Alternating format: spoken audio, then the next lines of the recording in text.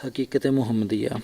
اس کتاب کے مصنف ہیں سلسلہ سروری قادری کے موجودہ امام سلطان العاشقین حضرت سخی سلطان محمد نجیب الرحمن مدد اللہ الاقدس۔ اس کتاب میں 11 چیپٹرز ہیں۔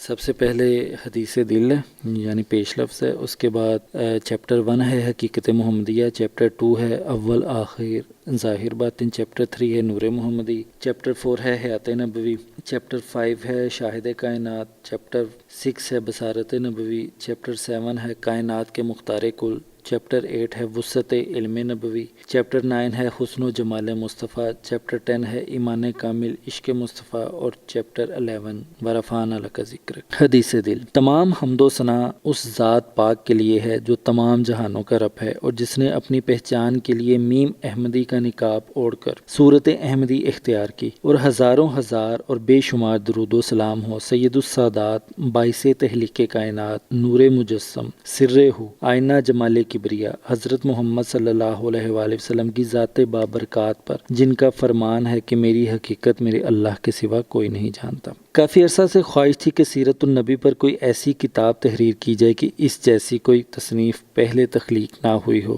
لیکن آپ صلی اللہ علیہ وآلہ وسلم کا ذکر اللہ پاک نے اتنا بلند فرما دیا ہے، اور سیرت النبی پر اتنی کتب تحریر ہو چکی ہیں کہ آپ صلی اللہ علیہ وآلہ وسلم کی ظاہری سیرت مبارکہ کا کوئی گوشہ ایسا نہیں ہے جو اب تک پوشیدہ رہ گیا ہو۔ آپ صلی اللہ علیہ وآلہ وسلم کی سیرت مبارکہ اور حیات مبارکہ کا ایک ایک لمحہ قلم بند ہو چکا ہے۔ کافی تفکر کے بعد یہ خیال آیا کہ کیوں نہ آپ صلی اللہ علیہ وآلہ وسلم کی حقیقت کو بیان کیا جائے، کیونکہ حقیقت دین تک رسائی حقیقت محمدیہ کو سمجھے بغیر ممکن نہیں۔ حقیقت محمدیہ ہی اسلام، تصوف، معرفت اور فقر کی روح ہے، لیکن اس مادیت پرست اور پرفتن زمانہ میں تو حقیقت محمدیہ کا اظہار بھی اکثر دماغوں کو ناگوار گزرتا ہے۔ اس کی بنیادی وجہ یہ ہے کہ حقیقت محمدیہ پر ان گروہوں نے جنہوں نے خلافت عثمانیہ کے خاتمہ کے بعد انگریزوں کے زیر نگرانی پرورش پائی اور پھلے پھولے اتنے پردے اور حجاب کھڑے کر دیے ہیں کہ آج کی نوجوان نسل آقا پاک صلی اللہ علیہ وآلہ وسلم کی حقیقت سے بے خبر اور غافل ہے، اور یہی امت کے زوال کا سبب ہے۔ اصل موضوع تو باب اول یعنی چیپٹر 1 میں ہی بیان کر دیا گیا ہے، باقی چیپٹرز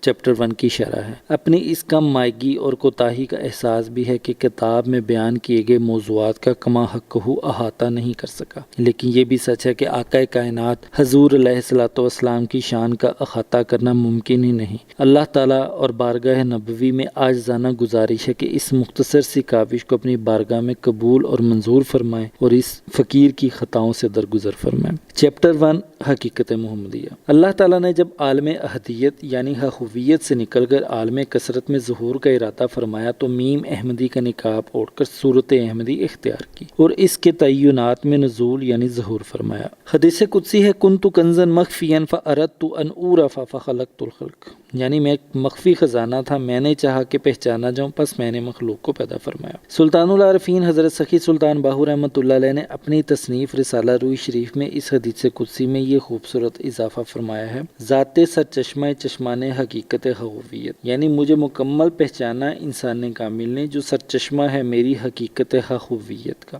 ذات احد میں پہچان کا یہ جذبہ اور چاہت اس شدت سے ظہور پذیر ہوئی کہ اس نے عشق کی صورت اختیار کر لی۔ محبت میں اگر شدت پیدا ہو جائے تو عشق بن جاتا ہے۔ یہ عشق اور چاہے جانے کا جذبہ ہی تھا جس نے اللہ واحد کو گوشہ تنہائی سے نکل کر کثرت میں ظہور پر مائل کیا، اور پھر ذات حق تعالیٰ نے اپنے ظہور اور پہچان کے لیے تعینات میں نزول فرمایا اور عشق کا بازار گرم کیا۔ حدیث قدسی کنت کنزا مخفیا فاردت ان اعرف فخلقت الخلق، ذات سرچشمہ چشمان حقیقت حقویت کے الفاظ کے مطابق صوفیہ کرام نے اللہ تعالیٰ کے نزول اور ظہور کے مراتب بیان فرمائے ہیں جنہیں تنزلات ستہ کہا جاتا ہے، اور جو حقیقت محمدیہ کا بیان بھی ہیں۔ ان مراتب کی تفصیل اس طرح سے ہے۔ پہلے ہے احدیت یا حقویت۔ اللہ تعالیٰ کی ذات کا یہ مرتبہ لا تعین بلکہ عدم تعین اور اطلاق کا مرتبہ ہے۔ یہ کنتو یعنی میں تھا کا مقام ہے۔ یہاں اللہ تعالیٰ کی ذات بطون در بطون ہے۔ بطون در بطون سے مراد ہے باطن در باطن یا طے در طے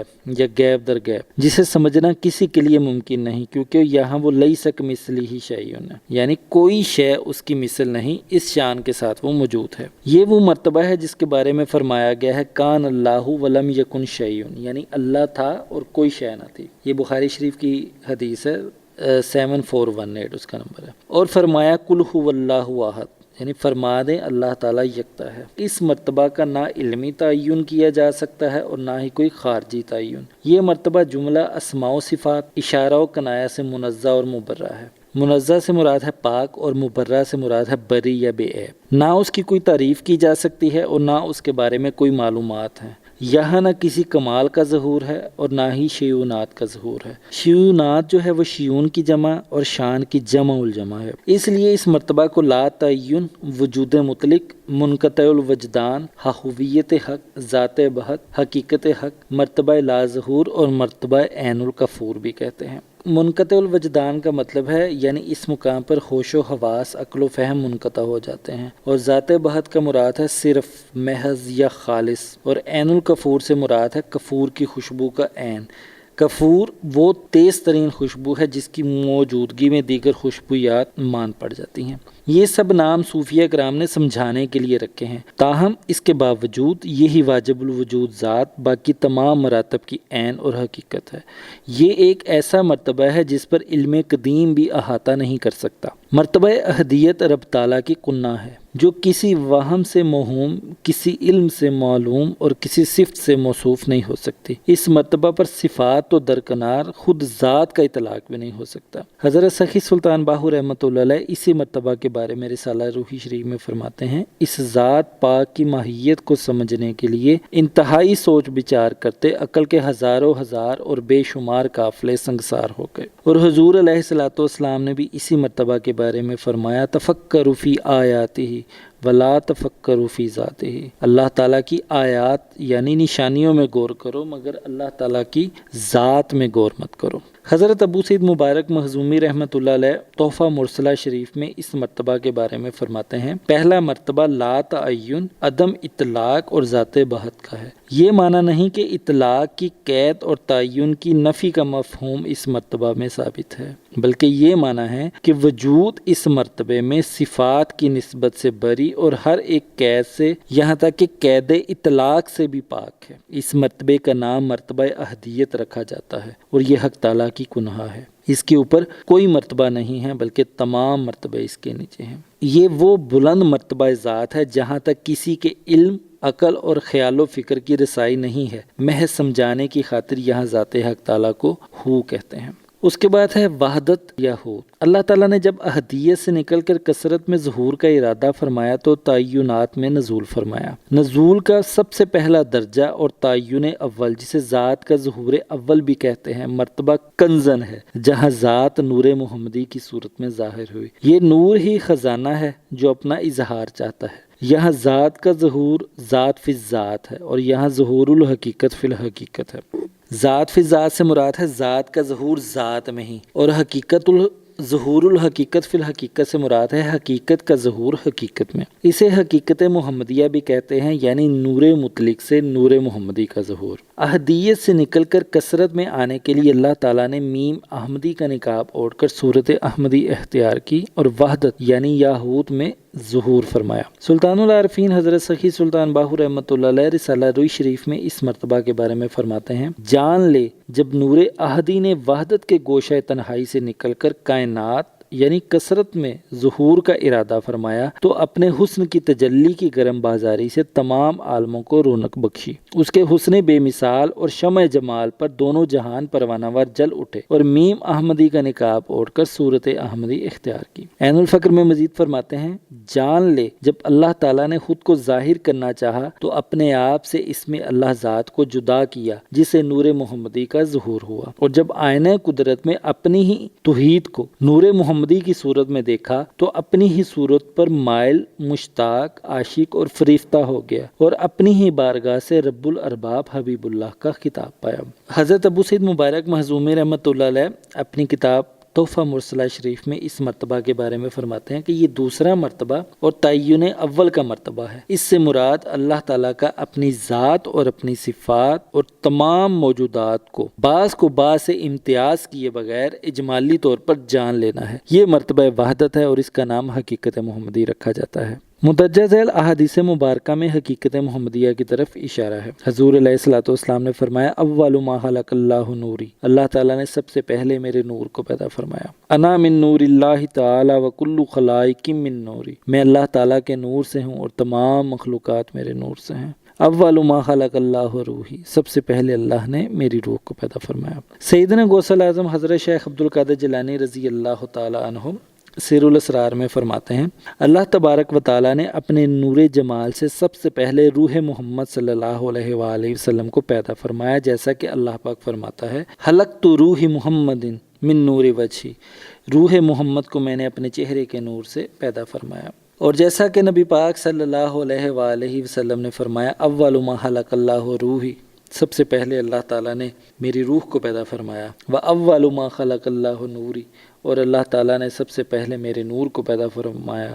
وَأَوَّلُ مَا خَلَقَ اللَّهُ الْقَلَمَ، اور سب سے پہلے اللہ تبارک و تعالیٰ نے قلم کو پیدا فرمایا۔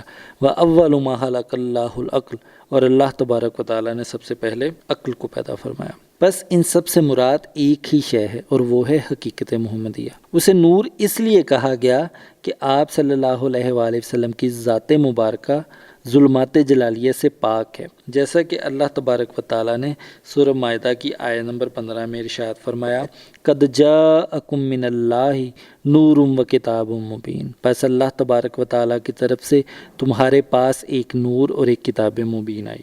آپ صلی اللہ علیہ وآلہ وسلم کا نام عقل اس لیے رکھا کہ آپ صلی اللہ علیہ وآلہ وسلم تمام علوم کا ادراک رکھتے ہیں، اور قلم اس لیے کہا گیا کہ قلم علم کو نقل کرنے کا سبب ہے، جیسا کہ عالم حروفات میں قلم علم کو نقل کرنے کا سبب ہے۔ اگر محمد مصطفیٰ صلی اللہ علیہ وآلہ وسلم نہ ہوتے تو کائنات میں کچھ نہ ہوتا، جیسا کہ احادیث قدسی ہیں لولا کلمہ اظہرت الربوبیہ، اے محبوب اگر آپ نہ ہوتے تو میں اپنا رب ہونا ظاہر نہ کرتا۔ اللہ تعالیٰ نے مزید فرمایا لولا کلمہ خلقت الافلاق، اے محبوب اگر آپ نہ ہوتے تو میں کائنات کو پیدا نہ کرتا۔ یہی نور محمد ابتدا ہے تمام مخلوقات کی تخلیق کی، تمام ارواح مومنین کی تخلیق بھی اسی نور محمد سے ہوئی، جیسا کہ مومنین کے بارے میں حضور علیہ الصلوۃ والسلام نے ارشاد فرمایا انا من نور اللہ والمؤمنون من نوری، میں اللہ کے نور سے ہوں اور تمام مومنین میرے نور سے ہیں۔ اور مزید ارشاد فرمایا انا من نور اللہ والمؤمنون منی، میں اللہ کے نور سے ہوں اور تمام مومنین مجھ سے ہیں۔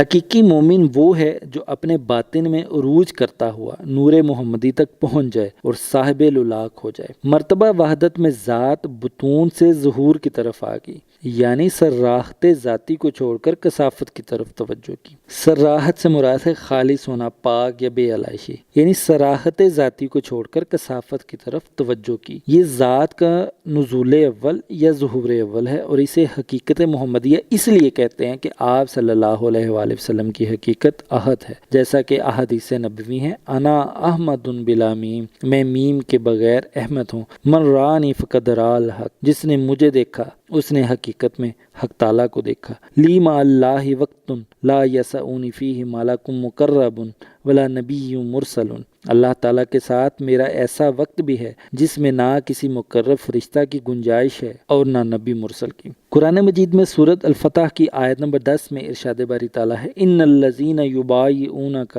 انما یبایعون اللہ ید اللہ فوق ایدیہم، اے نبی جو آپ کے ہاتھ پر بیعت کرتے ہیں وہ دراصل اللہ کے ہاتھ پر بیعت کرتے ہیں، اور ان لوگوں کے ہاتھوں پر اللہ کا ہاتھ ہے۔ سورۃ انفال کی آیت نمبر 17 میں ارشاد ہے وَمَا رَمَيْتَ إِذْ رَمَيْتَ وَلَٰكِنَّ اللَّهَ رَمَىٰ، اے محبوب یہ کنکریاں آپ نے نہیں پھینکی بلکہ اللہ تعالیٰ نے پھینکی ہیں۔ اور سورۃ نساء کی آیت نمبر 80 میں ارشاد باری تعالیٰ ہے مَن یُطِعِ الرَّسُولَ فَقَدْ أَطَاعَ اللَّهَ، جس نے رسول کی اطاعت پس تحقیق اس نے اللہ کی اطاعت کی۔ یہ چند آیات اور احادیث ہیں جو حقیقت محمدیہ کی طرف اشارہ کرتی ہیں، ورنہ پورا قرآن حقیقت محمدیہ کا ترجمان ہے۔ تذکرہ غوثیہ جو کہ حضرت غوث علی شاہ قادری پانی پتی کے ملفوظات پر مشتمل کتاب ہے، اس میں غوث علی شاہ قلندر قادری رحمۃ اللہ علیہ اس مرتبہ کے بارے میں فرماتے ہیں ایک بار حضرت جبرائیل علیہ السلام پیغمبر خدا صلی اللہ علیہ وآلہ وسلم کے پاس آئے۔ حضور علیہ الصلوۃ والسلام نے دریافت فرمایا اے جبرائیل تم جانتے ہو کہ وحی کہاں سے آتی ہے؟ انہوں نے عرض کی حضرت میری رسائی سدرۃ المنتہا یعنی جبروت سے آگے نہیں۔ اس مقام پر ایک ندائے غیب وارد ہوتے ہی اس کو آپ صلی اللہ علیہ وآلہ وسلم تک پہنچا دینا میرا کام ہے، اس سے زیادہ میں کچھ نہیں جانتا۔ آپ صلی اللہ علیہ وآلہ وسلم نے فرمایا اب کے بار ندا ہو تو اسی پر پرواز شروع کرو اور دیکھو کہ یہ ندا کہاں سے آتی ہے۔ حضرت جبرائیل علیہ السلام نے ایسا ہی کیا اور ایک طویل مسافت طے کرنے کے بعد دیکھا کہ حضرت صلی اللہ علیہ وآلہ وسلم وہ ندا وہی کر رہے ہیں۔ پھر حضرت جبرائیل علیہ السلام زمین کی طرف متوجہ ہوئے تو دیکھا کہ حضرت صلی اللہ علیہ وآلہ وسلم اپنی جگہ پر موجود ہیں۔ اس کے بعد غوث علی شاہ قلندر رحمۃ اللہ علیہ لکھتے ہیں کہ اس سے یہ بات مترشح ہوتی ہے کہ ایک آنے واحد کے اندر حضرت نے اپنے تئیں اس عالم یعنی ناسوت اور اس عالم یعنی وحدت میں بیک وقت دکھلا دیا۔ حدیث از مطرب اور میں گو و راز دہر کمتر جو کہ کس نہ کشود و نہ کشاید بحکمت معمارہ، تو مطرب اور میں کی بات کر اور زمانے کے راز کو جاننے کی جستجو نہ کر کہ کوئی بھی اس معمے کو حکمت سے نہ کھول سکا ہے نہ کھول سکے گا۔ اس کے بعد ہے وحدیت یا لاہوت، یہ مرتبہ سوم اور تعین دوم ہے، یہ عالم لاہوت لامکان ہے اور مخفین یعنی چھپا ہوا کا مقام ہے، جہاں تمام عالم نور محمدی میں چھپا ہوا موجود تھا اور اظہار کے لیے بے قرار تھا۔ یہ مرتبہ ہر آلائش، حدث و شہادت اور قدورت کونوں کی صافت مکان سے پاک ہے۔ یہ محض بحر انوار غیب اور دنیا اسرار لطیف ہے۔ حضرت ابو سعید مبارک مخزومی رحمۃ اللہ علیہ اس مرتبے کے بارے میں فرماتے ہیں اور تیسرا مرتبہ تعین ثانی کا مرتبہ ہے اور اس سے مراد اللہ تعالیٰ کا اپنی ذات اور صفات اور تمام موجودات کا تفصیلی طور پر اور ایک دوسرے میں فرق کرنے کا علم ہے۔ اس مرتبے کا نام وحدیت اور حقیقت انسانیہ رکھا جاتا ہے۔ اس مرتبہ کو حقیقت انسانیہ اس لیے کہا جاتا ہے کہ یہاں سے انسان کی تفصیل شروع ہوتی ہے۔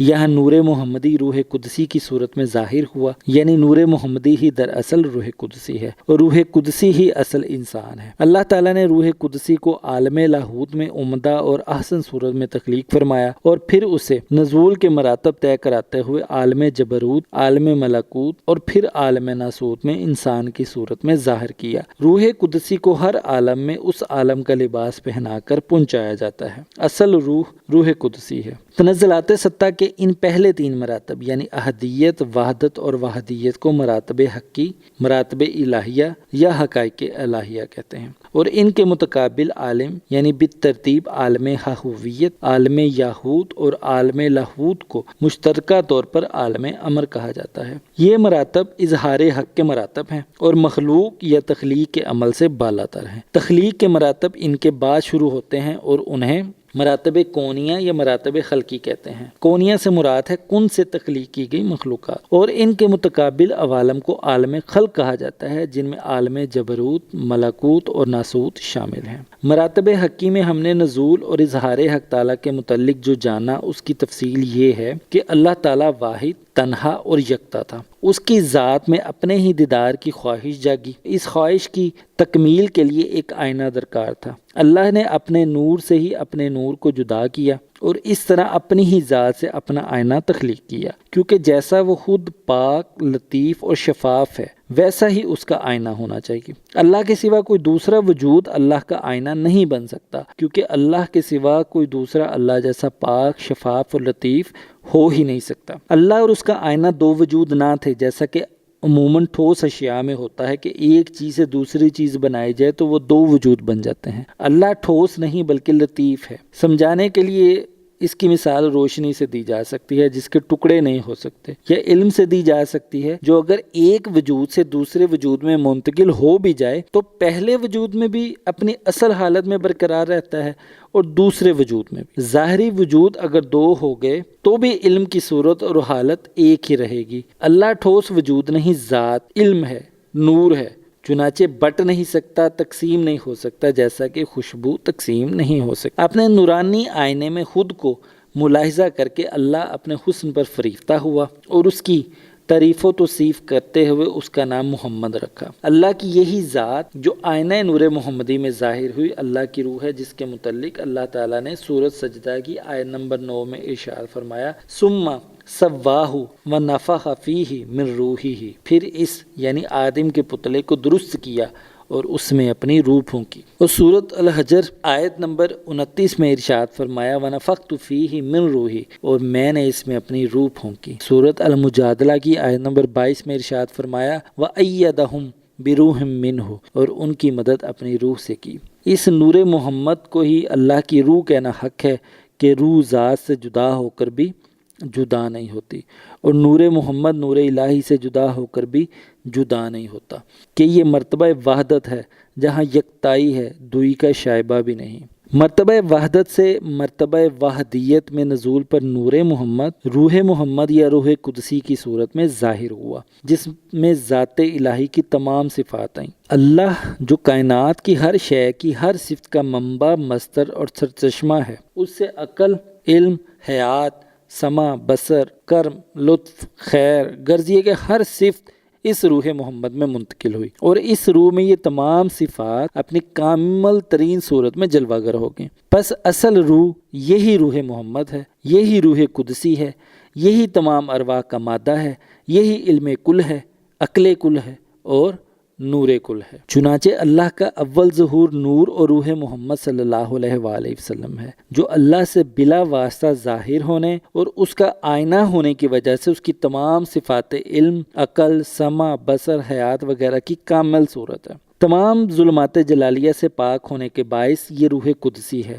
روح قدسی واحد ہے اور ناقابل تقسیم ہے، جیسے علم، روشنی یا خوشبو ناقابل تقسیم ہے، البتہ پھیلتے ہیں۔ یہی روح قدسی ہر مخلوق کے باطنی وجود کی بنیاد ہے۔ اس نور یا روح محمد صلی اللہ علیہ وآلہ وسلم کی کائنات کی ہر شے کے ظاہری جسمانی وجود کے اندر باطنی وجود کے طور پر موجودگی کی بنا پر کائنات کی ہر شے اللہ کی تسبیح بیان کر رہی ہے، جیسا کہ سورۃ بنی اسرائیل کی آیت نمبر 44 میں اللہ تعالیٰ ارشاد فرماتا ہے تسبح لہ السماوات السبع والارض ومن فیہن وَإِن مِّن شَيْءٍ إِلَّا يُسَبِّحُ بِحَمْدِهِ وَلَٰكِن لَّا تَفْقَهُونَ تَسْبِيحَهُمْ، ساتوں آسمانوں اور زمین اور وہ سارے موجودات جو ان میں ہیں اللہ کی تسبیح کرتے ہیں، اور کوئی چیز ایسی نہیں ہے جو اللہ کی حمد کے ساتھ تسبیح نہ کرتی ہو، لیکن تمہیں ان کی تسبیح کا شعور نہیں۔ در حقیقت وہ نور محمد یا روح قدسی ہی ہے جو مخلوقات کے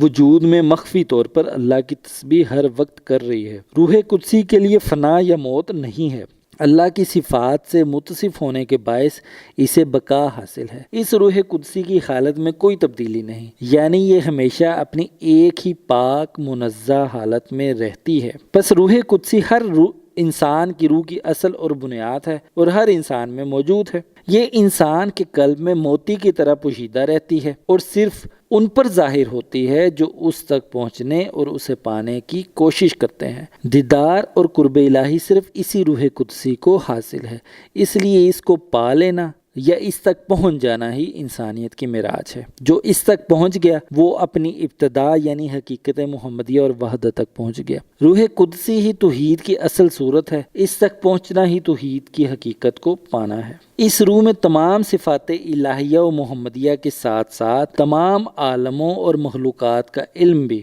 موجود ہے، اور ذات حق تعالیٰ کا مکمل علم بھی موجود ہے، کیونکہ قرب میں اس سے بڑھ کر اور اللہ کے قریب کوئی نہیں۔ چنانچہ اس کا علم علم کل اور علم حقیقت ہے۔ روح قدسی چونکہ صورت الہی یا آئینہ الہی ہے اس لیے غیر مخلوق ہے، لیکن مراتب کونیہ میں نزول کے بعد اسی روح سے انسان کی مخلوق روح بھی تخلیق ہوئی، جیسا کہ حضرت عبد الکریم بن ابراہیم الجیلی رحمۃ اللہ علیہ اپنی تصنیف انسان کامل میں فرماتے ہیں جاننا چاہیے کہ مخصوصات کی ہر شے کی ایک مخلوق روح بھی ہے جس کے ساتھ اس شے کی صورت قائم ہے۔ روح اس شے کے لیے ایسی ہے جیسے لفظ کے لیے معنی۔ پھر اس مخلوق روح کے لیے ایک روح الہی ہے جس کے ساتھ وہ روح قائم ہے، اور وہ روح الہی روح قدسی ہے۔ روح قدسی ہی وہ روح ہے جسے بطور امانت اللہ تعالیٰ نے انسان کو سونپا۔ سورۃ احزاب کی آیت نمبر 72 میں اللہ تعالیٰ فرماتا ہے اِنَّا عَرَضْنَا الْأَمَانَةَ عَلَى السَّمَاوَاتِ وَالْأَرْضِ وَالْجِبَالِ فَأَبَيْنَ أَن يَحْمِلْنَهَا وَأَشْفَقْنَ مِنْهَا وَحَمَلَهَا الْإِنسَانُ إِنَّهُ كَانَ ظَلُومًا جَهُولًا۔ ہم نے بار امانت کو آسمانوں، زمین اور پہاڑوں پر پیش کیا، سب نے اس کو اٹھانے سے عاجزی ظاہر کی، لیکن انسان نے اسے اٹھا لیا، بے شک وہ وہ ظالم اور نادان ہے۔ سورۃ احزاب کی آیت سے یہ بھی معلوم ہوا کہ روح قدسی اپنے اصل اور مکمل اتم صورت میں صرف انسان میں موجود ہے، کیونکہ دیگر مخلوقات میں اس کی کامل صورت اپنانے اور اس کا مظہر بننے کی قوت ہی نہ تھی، جیسا کہ اللہ تعالیٰ الرسالۃ الغوثیہ میں سیدنا غوث اعظم رضی اللہ تعالیٰ عنہ سے فرماتا ہے، میں کسی شے میں ایسا ظاہر نہیں ہوا جیسا انسان میں۔ چنانچہ روح قدسی تمام مخلوقات سے اشرف ہے اور اس کی وجہ سے انسان اللہ کا خلیفہ، نائب اور مظہر کہلایا۔ روح قدسی کا مقام عالم لاہوت ہے اور یہی عالم لاہوت انسان کا اصلی وطن ہے۔ مرشد کامل اکمل کی رہنمائی میں روحانی طور پر سفر کر کے یہاں تک پہنچ جانا ہی انسانی عروج ہے، اور یہاں تک پہنچنے کی غذا یعنی رزق اور قوت اس میں لذات کا ذکر اور تصور ہے۔ اقبال فرماتے ہیں، اے طائر لاہوتی اس رزق سے موت اچھی، جس رزق سے آتی ہو پرواز میں کوتاہی۔ رزق سے یہاں مراد روح کا رزق ہے، نہ کہ جسم کا، اور طائر لاہوتی سے مراد انسان ہے۔ روح کا اصل رزق ذکر اس میں لذات ہے، جو ایک مومن کی روح کو عالم ناسوت کی قید سے نکال کر عالم لاہوت لامکان تک لے جاتا ہے اور اللہ کے قرب و دیدار سے مشرف کراتا ہے۔ اس کے علاوہ جو ذکر، ورد و وظائف اور عبادات انسانی روح کو اس کے جسم کی قید سے رہائی دلانے کی قوت نہیں رکھتے، وہ بے فائدہ ہیں۔ انہی کے متعلق اقبال نے فرمایا، اس رزق سے موت اچھی، کیونکہ وہ روح کے طائر کو پرواز کی قوت عطا کرنے کی بجائے نفس کی قید میں جکڑ دیتے ہیں۔ عالم ارواح یا جبروت، یہ مرتبہ چہارم اور تعین سوم ہے۔ اس مرتبہ کو عالم ارواح یا جبروت کہتے ہیں، اور یہ فَأَرَدْتُ یعنی پس میں نے چاہا کا مقام ہے۔ روح قدسی جو غیر مخلوق نور الہی، نور محمدی ہے، اس غیر مخلوق روح قدسی کو جبروتی لباس پہنا کر روح سلطانی کے پردے کی صورت میں عالم جبروت میں اتارا گیا، اور روح سلطانی نے روح قدسی کو خود میں چھپا لیا۔ جیسے درخت تخلیق بھی بیج سے ہوتا ہے اور بیج کو اپنے اندر چھپائے بھی رکھتا ہے، روح سلطانی روح قدسی کا پہلا لباس ہے۔ اسی مقام پر فرشتوں کی تخلیق بھی ہوئی، جیسا کہ الرسالۃ الغوثیہ میں سیدنا غوث الاعظم حضرت شیخ عبد القادر جیلانی رضی اللہ تعالیٰ عنہ فرماتے ہیں، میں نے سوال کیا، اے پروردگار، تو نے کس چیز سے فرشتوں کو پیدا فرمایا؟ اللہ تعالیٰ نے فرمایا، میں نے فرشتوں کی تخلیق انسان کے نور سے کی اور انسان کی تخلیق اپنے نور سے۔ عالم جبروت میں انسان کی روح کی تمام صفات، احوال اور افعال وہی ہیں جو فرشتوں کے ہیں، اور اس کی نورانیت بھی ویسی ہے۔ عالم ارواح الوہیت کی تفصیل ہے اور اس کے اسماء و صفات کا مرتبہ ہے۔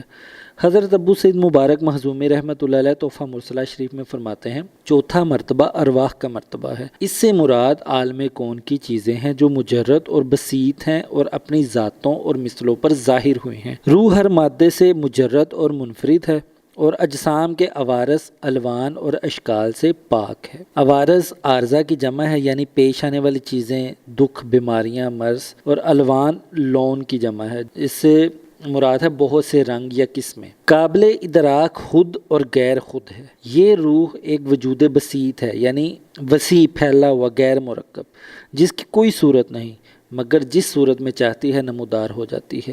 اس لیے فرشتے جس صورت میں چاہتے ہیں نمودار ہو جاتے ہیں، اور یہ معنی ہر صورت میں ظاہر ہیں۔ یہ وہ مرتبہ ذات ہے جس میں ذات روح سلطانی کے نام سے موسوم ہے۔ جبروت عربی میں جوڑنے اور ملانے کو بھی کہتے ہیں۔ یہ مرتبہ مراتب الہیہ، مراتب حقی یا حقائق الہیہ اور مراتب کونیہ یا مراتب خلقی کے درمیان بمنزلہ پل، سیڑھی اور واسطے کے ہے، یعنی عالم امر کو عالم خلق سے جوڑتا ہے، اس لیے اس کو جبروت کہتے ہیں۔ یہی مقام جبرائیل علیہ السلام ہے جو اللہ تعالیٰ اور انبیاء کے درمیان وسیلہ رہے اور عبد اور معبود، خالق اور مخلوق کے درمیان تعلق جوڑنے پر مامور ہیں۔ یہ مقام عالم غیب اور عالم کثیف کے درمیان گویا ایک برزخ یعنی پردہ ہے۔ عالم مثال یا ملکوت۔ پانچواں مرتبہ تعین چہارم ان اورفا یعنی میں پہچانا جاؤں کا مقام ہے۔ یہ عالم ملکوت ہے جہاں روح سلطانی نے خود کو روح سیرانی یا روح روحانی کے لباس میں مخفی کیا اور مثالی صورتوں میں ظاہر ہوئی۔ اس مرتبہ سے قبل روح کی کوئی صورت نہ تھی اور اس کو پہچاننا ناممکن تھا، کیونکہ مرتبہ احدیت، وحدت اور وحدیت میں اللہ تعالیٰ باطن میں پوشیدہ تھا اور اظہار کے عمل سے گزر رہا تھا۔ عالم مثال یا عالم ملکوت میں روح کا ظہور مثالی صورتوں میں ہوا، البتہ یہاں صورت تو آ گئی مگر ابھی کثافت نہیں آئی، یعنی انہیں دیکھا تو جا سکتا ہے مگر چھوا نہیں جا سکتا، جیسے کہ خواب میں نظر آنے والی صورتیں۔ سچے خواب بھی عالم ملکوت سے آتے ہیں۔ حضرت ابو سعید مبارک مخزومی رحمۃ اللہ علیہ تحفہ مرسلہ شریف میں فرماتے ہیں، اس عالم کی مثال سایہ ہے جو نظر تو آتا ہے مگر پکڑنے سے پکڑا نہیں جاتا۔ یہ عالم مثال اشیاء کونیہ مرکبہ لطیف ہے، یعنی وہ اشیاء جو ٹکڑے ٹکڑے ہونے اور پھٹنے جڑنے کو قبول نہیں کرتی ہیں۔ حیوانات، نباتات اور جمادات کی ارواح کو عالم ملک میں تخلیق کیا گیا۔ اس کے بعد ہے عالم اجسام یا ناسوت۔ یہ فخلقت الخلق یعنی میں نے تخلیق کیا کا مقام ہے۔ مرتبہ ششم اور تعین پنجم پر مثالی صورتوں نے اجسام حاصل کیے اور مخلوق کے مختلف جسم ظاہر ہوئے۔ ان اجسام میں ذات روح سرانی پر روح جسمانی یا حیوانی کا پرت ڈال کر عنصری جسمانی صورت میں مخلوق میں ظاہر ہوگی۔ یوں اللہ تعالیٰ عالم احدیت سے نزول کر کے عالم ناسوت میں ظاہر ہو گیا۔ اجسام کا یہ عالم عرش سے فرش تک پھیلا ہوا ہے اور اسے عالم ناسوت کہتے ہیں۔ حضرت ابو سعید مبارک مخزومی رحمۃ اللہ علیہ تحفہ مرسلہ شریف میں اس مرتبہ کے بارے میں فرماتے ہیں، چھٹا مرتبہ عالم اجسام کا ہے۔ اس سے مراد اشیاء کونیہ کثیفہ ہیں جو ٹکڑے ٹکڑے ہونے اور جدا جدا ہونے کو قبول کرتی ہیں اور پکڑی جا سکتی ہیں۔ حق تعالیٰ مرتبہ احدیت سے تنزل فرماتے ہوئے عالم اجسام میں آ گیا، لیکن یہ مت سمجھ کہ یہاں آ گیا تو وہاں نہیں ہے، بلکہ یہاں بھی ہے اور وہاں بھی، اور ہر جگہ بے تغیر و تبدل واحد اور یکتا ہے۔ انسان ساتواں مرتبہ اور تعین ششم ہے جو تمام مراتب کا جامعہ ہے، جس میں اللہ تعالیٰ کامل طور پر دیگر مخلوقات کی نسبت عالم ناسوت میں انسان کی بشری صورت میں روح جسمانی کے پرتو میں ظاہر ہوا۔ حق تعالیٰ نے نور محمدی سے روح قدسی، روح قدسی سے روح سلطانی، روح سلطانی سے روح سیرانی اور روح سیرانی سے روح جسمانی کی صورت میں انسان یعنی بشر میں ظہور فرمایا۔ لیکن وہ انسان جس میں یہ ظہور کامل، مکمل اور اتم ہوا، وہ انسان کامل حضور علیہ الصلوۃ والسلام کی ذات پاک ہے، اور ان تمام مراتب حقی اور خلقی کے جامعہ اور مظہر اتم حضرت محمد مصطفیٰ صلی اللہ علیہ وآلہ وسلم ہے۔ یہ مرتبہ تمام مراتب کا جامعہ ہے جو قدم میں قدیم اور حدوث میں حادث ہے۔ صوفیہ کرام کی اصطلاح میں قدیم سے مراد ذات حق تعالیٰ ہے جو ازل سے موجود ہے، اور حادث سے مراد وہ مخلوقات ہیں جو پہلے موجود نہ تھیں پھر انہیں پیدا کیا گیا، اور یہ ذات حق کی آخری تجلی ہے جو مسجود ملائکہ بنی۔ حضرت ابو سعید مبارک مخزومی رحمۃ اللہ علیہ تحفہ مرسلہ شریف میں اس مرتبہ کے بارے میں فرماتے ہیں، ساتواں مرتبہ ان تمام مراتب جسمانیہ، نورانیہ، روحانیہ،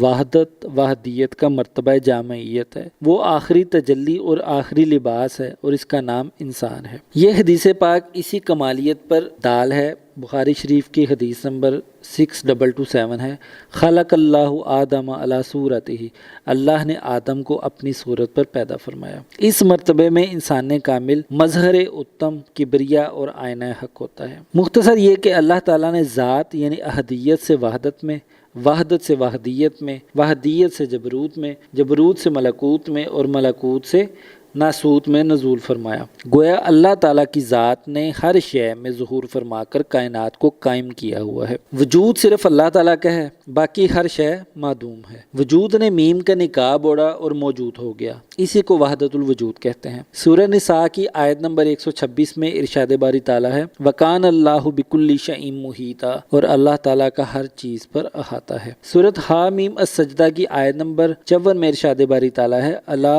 انہ بکل شیء محیط، یاد رکھ بے شک اس کا ہر شے پر احاطہ ہے۔ حضرت امام حسین رضی اللہ تعالیٰ عنہ کی وحدت الوجود پر اولین اور شاہکار تصنیف میرات العارفین، جو آپ رضی اللہ تعالیٰ عنہ نے اپنے بیٹے امام زین العابدین رضی اللہ تعالیٰ عنہ کے سورہ فاتحہ کے متعلق سوال کے جواب میں لکھی۔ اس میں حضرت امام حسین رضی اللہ تعالیٰ عنہ سورہ فاتحہ کی شرح کے بیان کے ساتھ ساتھ حقیقت محمدیہ بھی بیان فرماتے ہیں۔ آپ فرماتے ہیں، اور کیسے فرماتا ہے اللہ تعالیٰ کہ الف لام میم، اس کتاب میں کوئی شک نہیں۔ الف لام میم کے الف سے مراد احدیت ذات حق تعالیٰ ہے، یعنی حق تعالیٰ کی اس حقیقت کی طرف اشارہ ہے کہ وہ ہر شے کا اول اور ازل الازال یعنی وقت کی ابتدا سے بھی اول ہے، اور لام اشارہ کرتا ہے اس وجود کی طرف جو عیان پر منبسط ہے، یعنی مخلوقات عالم کے مادی جسمانی وجود ظاہر ہونے سے قبل ان کی جو صورت علم الہی میں تھی،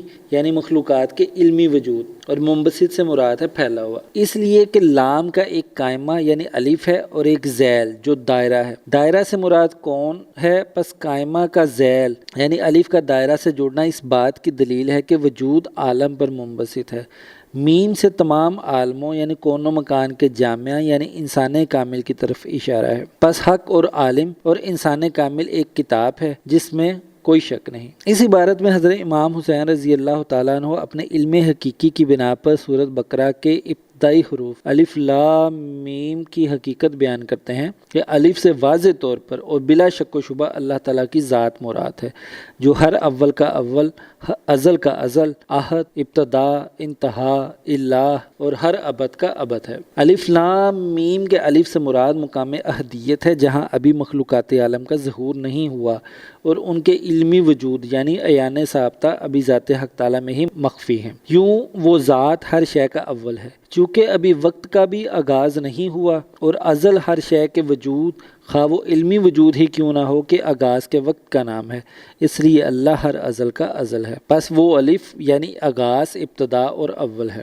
سید عبدالکریم بن ابراہیم الجیلی رحمۃ اللہ علیہ احدیت کا مفہوم اپنی کتاب انسان کامل میں اس مثال کے ذریعے واضح کرتے ہیں۔ احدیت کی مثال اس دیوار کی سی ہے جسے کوئی دور سے دیکھے۔ وہ دیوار مٹی، اینٹ، چونا اور لکڑی سے بنائی گئی ہو، لیکن دیکھنے والا ان چیزوں میں سے کسی چیز کو نہیں دیکھتا، وہ صرف دیوار کو دیکھتا ہے۔ بس احدیت تو یہ دیوار ہے جو مٹی، چونے اور ریت کا مجموعہ ہے، اس وجہ سے نہیں کہ وہ ان سب کا مجموعہ ہے، بلکہ دیوار اس کی ایک خاص حیت یعنی صورت کا نام ہے۔ احدیت ذات حق تعالیٰ کی الوہیت ہے جس کی مثال کسی بھی شے سے نہیں دی جا سکتی، اگرچہ اس میں تمام خلق اور کن سے تخلیق کی گئی ہر شے کا علمی وجود موجود ہے، اور اس میں کوئی شک بھی نہیں کہ وہ ہر شے کا اول ہے، لیکن یہ اس کی احدیت کی وجہ نہیں ہے۔ اگر وہ عالموں کو تخلیق کرنے کا ارادہ نہ کرتا اور اس کی ذات میں اشیاء عالم کا علمی وجود نہ ہوتا تو بھی اس کی احدیت اور الوہیت یوں ہی ہوتی، اس کا وجود لیس کمثلہ شیء موجود ہوتا،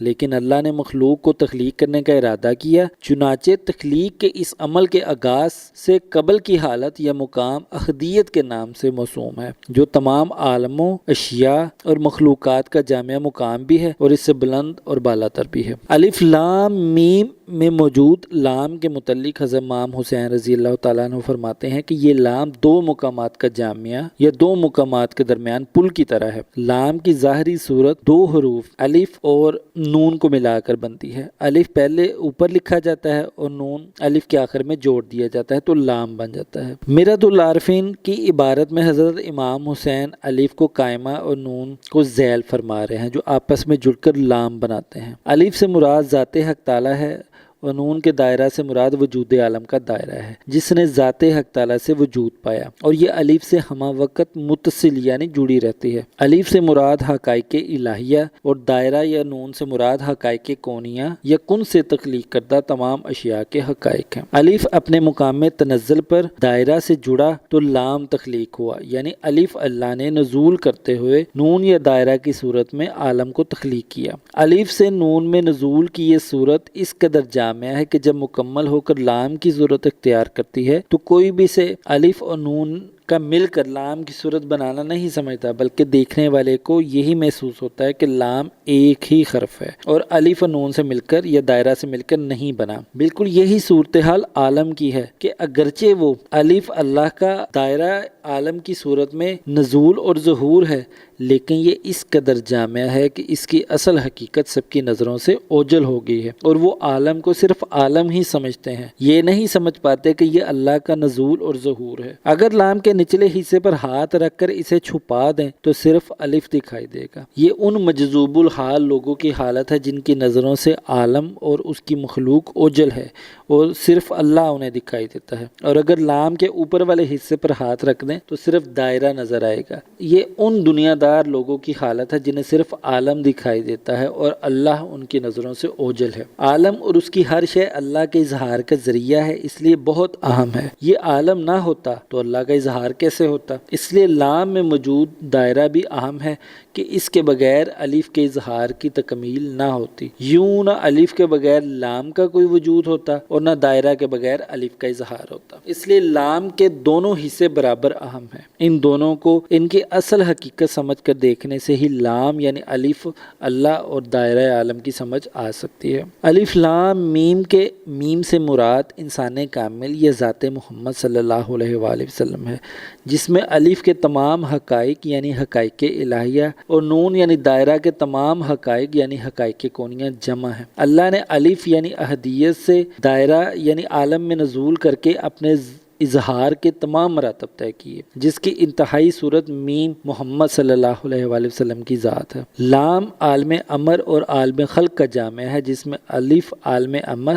یعنی باطنی وجود کی طرف اشارہ ہے اور نون یا دائرہ عالم خلق یعنی اشیاء کے ظاہری جسموں کی طرف اشارہ ہے، اور ہر شے کا پورا وجود الف اور دائرہ کو ملا کر یعنی ظاہر اور باطن کو ملا کر بنتا ہے۔ یوں لام ہر شے کے ظاہری اور باطنی وجود کی طرف بھی اشارہ ہے۔ لام میں الف پہلے اور نون کا دائرہ بعد میں ہے، جبکہ میم میں دائرہ اوپر اور الف نیچے کی طرف ہے، جس میں اشارہ یہ ہے کہ لام عالم کی ابتدا الف اللہ ہے، جبکہ میم محمد کی انتہا الف یعنی اللہ کی ذات ہے۔ لام کا دائرہ یا نون عالم کی طرف اشارہ کرتا ہے، لیکن یہاں عالم کا دائرہ نامکمل حالت میں ہے، جبکہ میم کے اوپر بنا دائرہ مکمل حالت میں ہے، جو اس بات کی طرف اشارہ ہے کہ وجود کا دائرہ انسان کامل محمد صلی اللہ علیہ وآلہ وسلم کی ذات میں آ کر مکمل ہوتا ہے۔ اس کے بغیر عالم کا دائرہ یہ نون ادھورا اور نامکمل ہے، جو اس بات کی طرف اشارہ ہے کہ عالم میں ہر وقت ایک انسان کامل موجود ہے جو قدم محمد صلی اللہ علیہ وآلہ وسلم پر ہے۔ اس کی موجودگی کی وجہ سے ہی کائنات کا دائرہ موجود ہے۔ وہ نہ ہو تو کائنات کا توازن قائم نہ رہے اور یہ تمام نظام بے توازن ہو کر درہم برہم ہو جائے۔ وجود کی کوسین یعنی ایک ظاہری وجود کی کوس اور دوسری باطنی وجود کی کوس ذات محمد صلی اللہ علیہ وآلہ وسلم میں آ کر مل جاتی ہیں اور یوں وجود کا دائرہ مکمل ہوتا ہے۔ پھر یہ ذات احدیت یعنی الف کی طرف لوٹ جاتی ہے۔ یوں الف لام میم کی ابتدا بھی قائمہ الف ہے اور انتہا میں میم کے نچلے حصے میں بھی قائمہ الف موجود ہے۔ یوں ابتدا بھی الف اللہ ہے اور انتہا بھی الف اللہ۔ الف لام میم کے ابتدائی الف سے انتہائی الف کے درمیان موجود میم کا اوپر والا دائرہ ایک مکمل جامع صورت ہے، یعنی ذات محمد ہی الف اور لام کے تمام حقائق کا جامع ہے۔ پس یوں الف لام اور میم وجود کے دائرے کی کتاب ہیں، جس کی ابتدا الف یعنی ذات حق تعالی ہے اور جس کی انتہا ذات انسان کامل میم ہے، جس میں آ کر ظہور ذات کے تمام مراتب مکمل ہو گئے۔ اور یہ بات ہر شبہ سے بالا تر ہے کہ انسان کامل میں نہ صرف ذات حق تعالی مکمل طور پر جلوہ گر ہے، بلکہ تمام عالم بھی اسی کی ذات میں جمع اور موجود ہیں۔ میرۃ العارفین میں حضرت امام حسین رضی اللہ تعالیٰ عنہ مزید فرماتے ہیں، با کے نقطہ سے مراد وجود کا نقطہ ہے اور بسم اللہ کی با سے مراد دوسری ام الکتاب ہے اور وہ قلم ہے۔ بے شک وہ یعنی قلم نقطہ وجودیہ میں مندرج ہے، یعنی درج کی گئی ہے یا داخل ہے، اور بسم اللہ سے مراد تیسری ام الکتاب ہے اور وہ عرش ہے، اور بے شک عرش اس عقل میں مندرج ہے جس کو قلم کہتے ہیں، اور فاتحہ کتاب جامعہ یعنی انسان کامل کی طرف اشارہ ہے، اور بے شک انسان اپنے ظہور سے قبل ان تمام مراتب اس طرح مندرج تھا جس طرح تمام مراتب بعد ظہور انسان میں مندرج ہیں۔ نقطہ کی اپنی ذات میں فراخی کتاب مبین اول کی طرف اشارہ ہے، اور با کی سین کے ساتھ فراخی دوسری کتاب مبین کی طرف اشارہ ہے، اور با کی سین کے ساتھ فراخی دوسری کتاب مبین کی طرف اشارہ ہے، اور بسم اللہ کے حروف کی تفصیل اور بعض کا اس کے بعض میں داخل ہونا تیسری کتاب مبین کی طرف اشارہ ہے۔ بسم اللہ میں اور فاتحہ میں اس کی تکرار اور بعض کا بعض سے مشابہ ہونا چوتھی کتاب مبین کی طرف اشارہ ہے۔ تمام قرآن کا فاتحہ میں جمع ہونا تمام مراتب عالم اور اس کے اجزاء کی طرف اشارہ ہے۔ پس اس سب کو سمجھ۔ اس عبارت کی شرح یہ ہے کہ انسان کا وجود مرتبہ وحدت یعنی عالم یاہوت میں نور محمدی کے نقطے سے دراز یا فراخ ہو کر عالم لاہوت جبروت ملکوت کے مراتب طے کرتے ہوئے عالم ناسوت میں مکمل ہوا، اور یہ تمام مراتب پھر اسی کے وجود میں پوشیدہ ہو گئے، جس طرح بیج مختلف مراتب طے کرتے ہوئے درخت کی صورت میں مکمل ہوتا ہے اور پھر اسی درخت کے پھل میں یہ بیج پوشیدہ ہو جاتا ہے۔ عالم یاہوت، لاہوت، جبروت اور ملکوت میں سے ہر ایک کے لیے ایک ابتدا ہے اور ایک انتہا۔ جو مقام ایک مرتبہ کی انتہا ہے وہ اس سے اگلے مرتبے کے لیے ابتدا ہے۔ حضرت امام حسین رضی اللہ تعالی عنہ ہر مرتبے کی ابتدا کو ام الکتاب کے نام سے موسوم کر رہے ہیں۔ سے مراد ماں جس کے بطن میں اگلی نسل پوشیدہ ہوتی ہے۔ ام الکتاب سے مراد سورہ فاتحہ ہے جو قرآن کی ابتدا ہے، خلاصہ بھی، اور جس میں تمام قرآن پوشیدہ ہے۔ چنانچہ ہر مرتبے کی ابتدا ام الکتاب ہے جس میں اس مرتبے کی تفصیل خلاصہ کی صورت میں پوشیدہ ہے، اور ہر مرتبے کی انتہا کو کتاب مبین کے نام سے موسوم کر رہے ہیں۔ مبین سے مراد ہے روشن، کھلی ہوئی۔ ام الکتاب سورۃ فاتحہ میں خلاصتاً پوشیدہ تمام علم الہی کی تفصیل کتاب مبین یعنی قرآن کریم میں ظاہر ہوگی۔ اس طرح ہر مرتبے کی ابتدا ام الکتاب ہے جس میں اس مرتبے کی تفصیل پوشیدہ ہے، اور اس مرتبے کی انتہا کتاب مبین ہے جہاں یہ تمام تفصیل کھل کر ظاہر ہوگی۔ اس مرتبے کی انتہا یعنی کتاب مبین اگلے مرتبے کے لیے ابتدا یعنی ام الکتاب بنی جہاں اس نے مزید تفصیل حاصل کی، اور اس تمام تفصیل کے ظاہر ہونے پر کتاب مبین بن گئی۔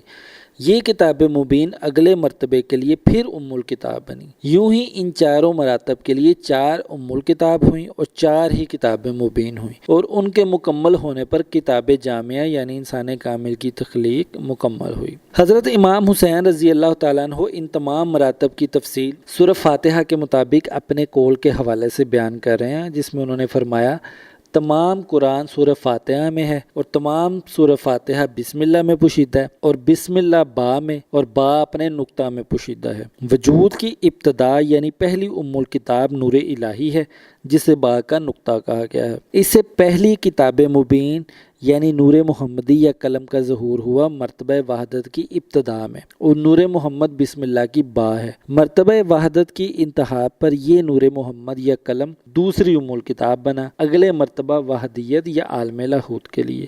یہاں یہ نور محمد اپنی ہی ذات میں فراخ ہوا، اور اس سے ظہور ہوا روح قدسی کا، اور قلم سے ظہور ہوا لوح محفوظ کا، جو اس مرتبے کے لیے کتاب مبین اور اگلے مرتبے کے لیے ام الکتاب ہے۔ جو شے جہاں سے ظاہر ہوتی ہے ظہور سے قبل وہ وہیں پوشیدہ ہوتی ہے، جیسے بچہ اپنے ظہور سے قبل ماں میں پوشیدہ ہوتا ہے اور درخت بیچ میں۔ یوں ہی نور محمد اپنے ظہور سے قبل نور الہی میں پوشیدہ تھا، اور روح قدسی ظہور سے قبل نور محمد میں پوشیدہ تھی۔ لہٰذا حضرت امام حسین کے اس قول کی وضاحت ہوگی کہ با اپنے نقطہ میں پوشیدہ تھی۔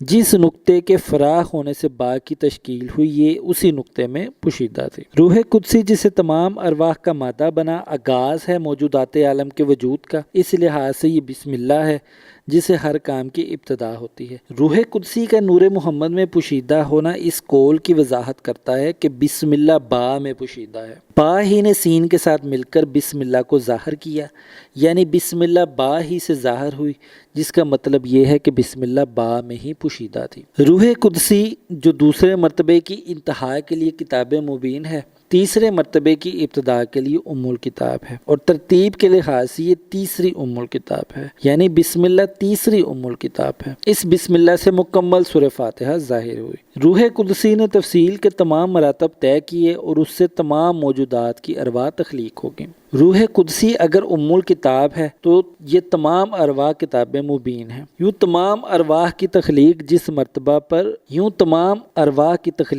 مرتبہ جبروت پر ہوئی وہ تیسری کتاب مبین ہے، کیونکہ یہ روح قدسی کی ہی تفصیل ہے۔ ان ارواح نے روح قدسی سے ہی وجود حاصل کیا، جس سے ظاہر ہوتا ہے کہ یہ تمام ارواح روح قدسی میں ہی پوشیدہ تھیں۔ روح قدسی اگر بسم اللہ ہے تو یہ تمام ارواح سورہ فاتحہ ہے، اور یہاں یہ قول واضح ہو گیا کہ سورہ فاتحہ بسم اللہ میں پوشیدہ ہے، یعنی تمام ارواح عالم روح قدسی میں پوشیدہ ہیں۔ ان ارواح میں ہر طرح کی مخلوق کی ارواح شامل ہیں، اور اگر صرف انسانوں کو دیکھا جائے تو بھی ہر طرح کے انسانوں کی ارواح شامل ہیں، خواہ وہ کافر ہوں، عیسائی، ہندو یا مسلمان۔ اس لیے حضرت امام حسین رضی اللہ تعالیٰ عنہ اس تیسرے مرتبے کو بسم اللہ کے حروف کی تفصیل قرار دیتے ہوئے فرما رہے ہیں کہ داخل ہونا بعض کا اس کے بعض میں جس طرح حروف نقطوں کے ملنے سے ظاہر ہوتے ہیں اور الفاظ حروف سے اور پھر لفظ مل کر کلمے بنتے ہیں اور کلمے صورت، اس طرح ایک روح ایک حرف ہے جو ایک نقطے یعنی نور الہی کے فراخ ہونے سے بنا۔ جس طرح تمام حروف میں سے بعض حروف مل کر ایک لفظ بناتے ہیں اور بعض حروف مل کر دوسرا لفظ، اور بعض لفظ مل کر ایک کلمہ بناتے ہیں اور بعض دوسرے لفظ مل کر دوسرا کلمہ بناتے ہیں، اس طرح روحیں بھی مل کر گروہ اور جماعتیں بناتی ہیں اور یہ گروہ اور جماعتیں مل کر قومیں بناتی ہیں۔ بعض روحیں مل کر ایک قوم بناتی ہیں، بعض مل کر دوسری قوم، اور یوں جس طرح صورتیں مل کر تمام قرآن کی کتاب بناتی ہیں،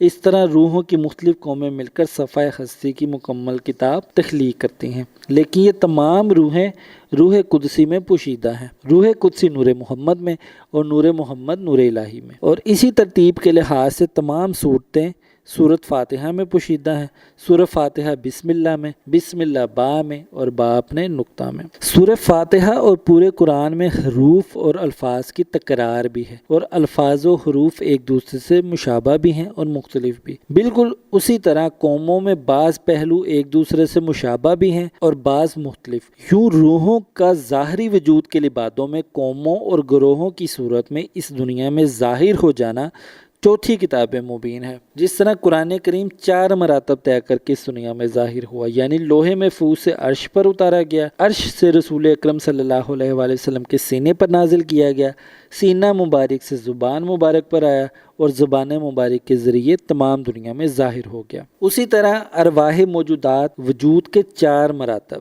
یاہوت، لاہوت، جبروت اور ملکوت طے کر کے دنیا میں ظاہر ہو گئیں۔ اب ان موجودات کے وجود کے اندر ہی وہ 4 مراتب موجود ہیں جن کو طے کر کے وہ اس آخری مرتبے یعنی عالم ناسوت والے وجود تک پہنچی۔ اس تمام سلسلے کو ایک آسان مثال کے ذریعے سمجھایا جا سکتا ہے کہ ایک طالب علم کے مختلف درجات طے کرتے ہوئے ایک خاص مقام تک رسائی حاصل کرتا رہا ہے۔ اب علم کے وہ تمام درجات اس کے اندر جمع ہو جاتے ہیں جنہیں وہ مختلف اوقات میں حاصل کرتا رہا ہے۔ یہ علم ازل سے ہی اس کے اندر موجود تھا۔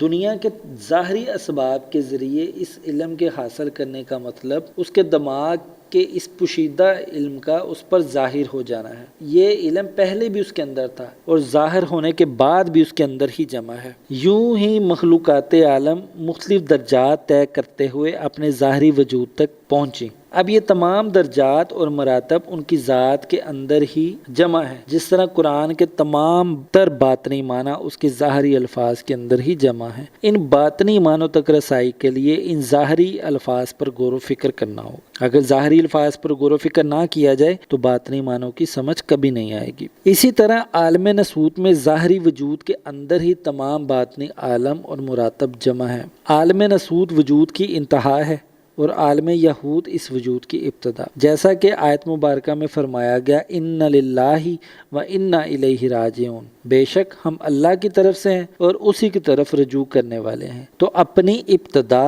یعنی ذات حق تعالیٰ کی طرف رجوع کرنے کے لیے ہر وجود کو اپنی ہی ذات کے اندر ان تمام مراتب کو واپس طے کرنا ہوگا جن سے گزر کر اس نے اپنے ظاہری وجود کو حاصل کیا۔ تمام موجودات عالم میں سے صرف انسان کو ہی یہ شرف حاصل ہے کہ وہ اپنے عقل و شعور کی مدد نور محمدی کے فیضان اور اپنے زمانے کے انسان کامل کے توسط اور وسیلے سے اپنے بالکل ابتدائی مقام یعنی عالم وحدت میں حقیقت محمدیہ تک رسائی حاصل کر سکتا ہے۔ دیگر مخلوقات کی تخلیق نچلے درجات پر ہوئی، جیسا کہ فرشتوں کی تخلیق عالم جبروت میں ہوئی، حیوانات اور جمادات کی ارواح کی تخلیق عالم ملکوت میں ہوئی۔ اس لیے ان مخلوقات کے عروج کا انتہائی مقام وہی ہے جہاں ان کی تخلیق ہوئی اور اس سے آگے ان کی رسائی ممکن نہیں، جیسا کہ معراج کی شب حضرت جبرائیل علیہ السلام نے سدرۃ المنتہا سے آگے جانے سے معذوری ظاہر کر دی تھی۔ سدرۃ المنتہا عالم جبروت کی انتہا پر ہے۔ یہ وہ مقام ہے جس سے آگے مخلوق کے داخلے کی گنجائش نہیں، صرف نور ہی آگے بڑھ سکتا ہے۔ البتہ اللہ جسے چاہے فضیلت عطا کر سکتا ہے۔ مثلا اصحاب کہف کے کتے کو حیوانات میں خاص مقام عطا فرمایا، جمادات میں حجر اسود کو خاص رتبہ عطا فرمایا، یوں ہی جنات میں سے بھی اپنے قرب کی طلب رکھنے والوں کو ضرور ایک خاص مقام تک عروج عطا فرماتا ہے، لیکن جو مقام انسان کامل کو حاصل ہے وہ کائنات میں کسی کو حاصل نہیں۔ حقیقت محمدیہ کا بنیادی نقطہ یہ ہے کہ ہر شے نے ذات حق تعالیٰ سے وجود پایا۔ ہر عام مسلمان کا نظریہ بھی یہی ہے کہ اگر اللہ نہ ہوتا تو کچھ بھی نہ ہوتا، لیکن اللہ خود فرماتا ہے کہ اگر محمد نہ ہوتے تو کچھ نہ ہوتا۔ لولاک لما اظہرت الربوبیہ، اے محبوب، اے محمد، اگر آپ نہ ہوتے تو میں اپنا رب ہونا ظاہر نہ کرتا۔ اور اللہ نے فرمایا لولاک لما خلقت الافلاک، اے محبوب، اے محمد، میں نے لولاک یعنی تمام عالم مکان و لامکان صرف آپ کے لیے ہی تخلیق کیے۔ اگر محمد مصطفیٰ صلی اللہ علیہ وآلہ وسلم کی مبارک ذات نہ ہوتی تو نہ اللہ کا ہونا ظاہر ہوتا، نہ عالم تخلیق ہوتے، نہ مخلوق پیدا کی جاتی۔ اللہ موجود ہوتا لیکن نہ اسے کوئی رب کہنے والا ہوتا، نہ ماننے والا، نہ سجدہ کرنے والا، نہ اس کے سامنے عاجزی کرنے والا، نہ ہی دعا کرنے والا، یعنی اس کی ربوبیت بھی ظاہر نہ ہوتی اور وہ خود بھی ظاہر نہ ہوتا، پس ہوتا لیکن نہ ہوتا۔ پس وہ وجود جو ہر شے کی تخلیق کا باعث ہے وہ ایک جہت سے خود ذات حق تعالیٰ ہے اور ایک جہت سے ذات محمد صلی اللہ علیہ وآلہ وسلم ہے۔ اگر حقیقتاً سمجھا جائے تو یہ وجود دو نہیں بلکہ ایک ہے،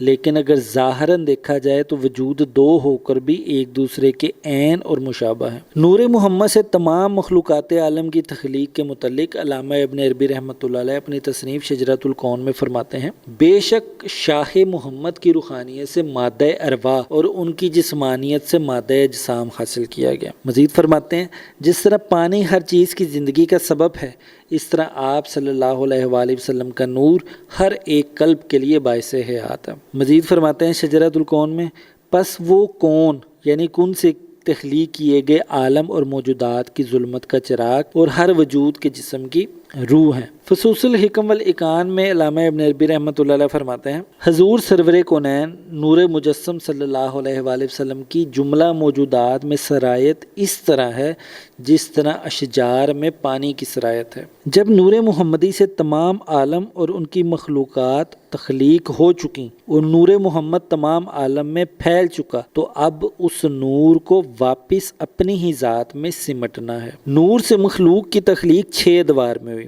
جیسا کہ تنزلات ستہ میں ہہویت، یاہوت، لاہوت، جبروت، ملکوت اور ناسوت کی تفصیل میں بیان کیا جا چکا ہے۔ یہ ادوار مرتبہ در مرتبہ مکمل ہوئے، لیکن 7واں مرتبہ یعنی انسان کامل حضرت محمد صلی اللہ علیہ وآلہ وسلم کی ذات میں نور عالم، عقل عالم، علم عالم کا واپس سے مٹانا ایک ہی مرحلہ میں مکمل ہو گیا۔ اس لیے اس 7ویں مرتبے کو تمام مراتب کا جامعہ کہا جاتا ہے، کیونکہ نور کے پھیلنے کے سفر میں جو مراتب قدم بقدم طے ہوئے وہ تمام سمٹاؤ کے سفر میں ایک ہی قدم میں طے ہو گئے۔ اس قدم کو قرآن کریم میں استوا کے لفظ سے موسوم کیا گیا ہے کہ اللہ تعالیٰ نے کائنات کو 6 ادوار میں مکمل کیا اور پھر عرش پر اپنا استوا فرمایا۔ سورۃ الاعراف کی آیت نمبر 54 میں ارشاد باری تعالیٰ ہے، ان ربکم اللہ الذی خلق السماوات والارض فی 6 ایام ثم استوی علی العرش، بے شک اللہ تمہارا رب ہے جس نے آسمانوں اور زمین کو 6 ایام میں تخلیق کیا اور پھر عرش پر استوا فرمایا۔ عرش سے مراد قلب محمد صلی اللہ علیہ وآلہ وسلم ہے، جیسا کہ حدیث مبارکہ ہے، قلب المومن عرش اللہ تعالی، مومن کا قلب اللہ کا عرش ہے۔ قلب مومن سے مراد قلب محمد صلی اللہ علیہ وآلہ وسلم یا قلب انسان کامل ہے جو ازل تا ابد عرش الہی ہے، ہر زمانے میں مخلوقات عالم کا باطن، لیکن انسان کامل کے لباس میں باطن بھی اور ظاہر بھی ہے۔ اسی طرح انسان کامل کا نور تخلیق کا آغاز اور اس کی بشریت تخلیق کی انتہا ہے۔ وہی اول، وہی آخر، وہی ظاہر، وہی باطن۔ جو بات نور سے شروع ہوئی وہ بشر پر ختم ہوئی، ہو سے شروع ہوئی، عبد پر تکمیل پائی، اور تمام سفر کا نتیجہ اور لب لباب ہے عبد ہو، وہ نقطہ جس پر تمام عالم کا نور، عقل، سمع، بصر، حیات، روح، حتیٰ کہ ہر تخلیق کردہ شے واپس سمٹ آئی۔